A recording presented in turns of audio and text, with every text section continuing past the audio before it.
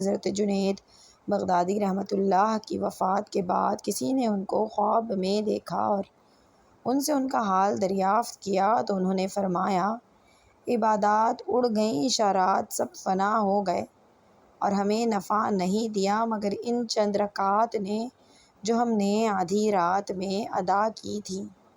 پیارے دوستوں، کیسی بڑی بات ہے کہ تہجد کی نمازوں نے کس قدر نفع پہنچایا کہ ساری عبادتوں سے اونچا رتبہ حاصل کر لیا۔ اللہ آپ کو اور ہمیں بھی تہجد کی نماز کا پابند بنائے۔ بس اس چھوٹی سی بات کا خیال رکھ لیجئے کہ تہجد کا وقت صبح صادق طلوع فجر تک ہوتا ہے۔ صبح صادق یعنی طلوع فجر ہو جانے کے بعد فجر کی 2 سنت کے علاوہ کسی بھی قسم کی نفل نماز پڑھنا مکروہ ہے۔ بس اگر کسی نے صبح صادق کے بعد تہجد ادا کی تو تہجد